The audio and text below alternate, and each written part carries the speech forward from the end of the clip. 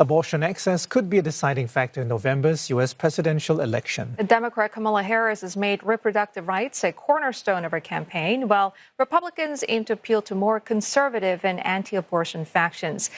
Patterson went to the battleground state of Arizona, where voters will vote directly on the issue.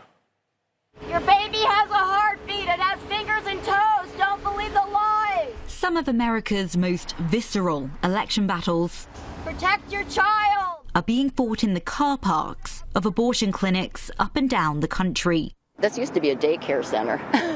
There was 22-year-olds being killed. We'd have, the police here. But because they're claiming that they are no value to these babies that are in utero, they just... A handful of women gather here each Wednesday.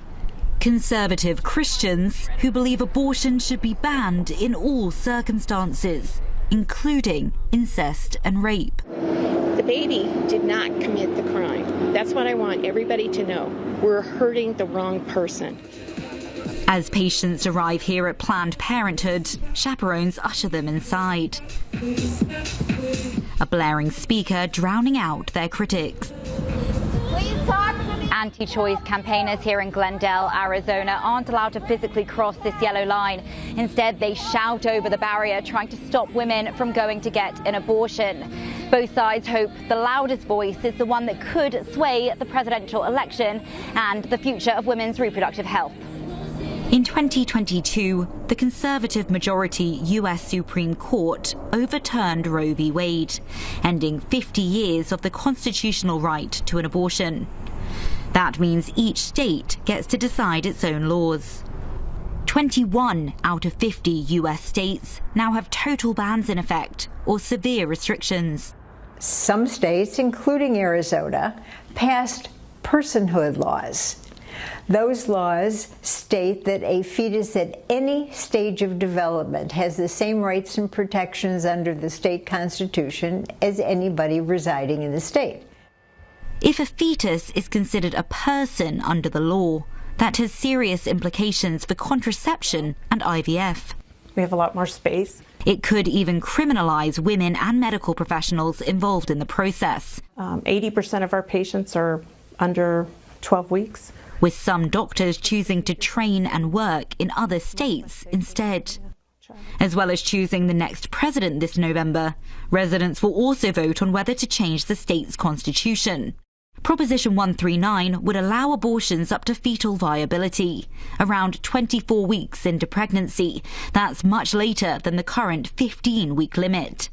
They're complex medical situations, and the only people that can make those decisions is the patient, their family, and their doctor. I mean, the last thing you need is a politician sitting in the room, telling you what to do when they have no idea what they're talking about. Abortion providers here warn marginalized communities are disproportionately affected by restrictive laws.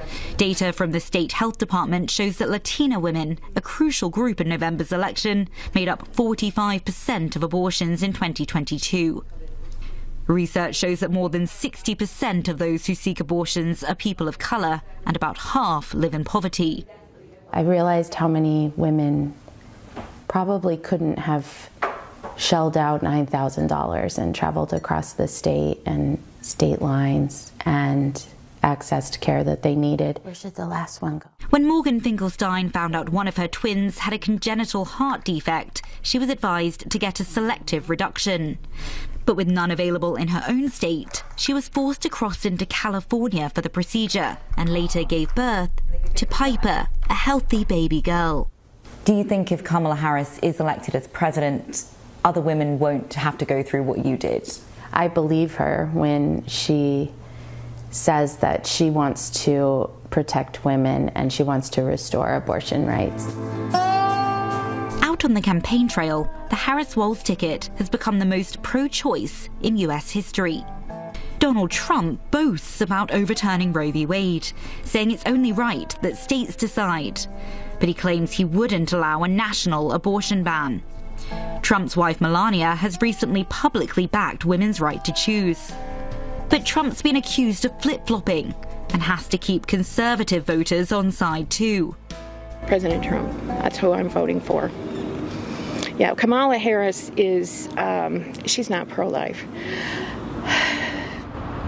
In America's old Wild West, the fight goes on about when life begins and who gets to decide. The next US president will inherit a nation deeply divided over reproductive rights.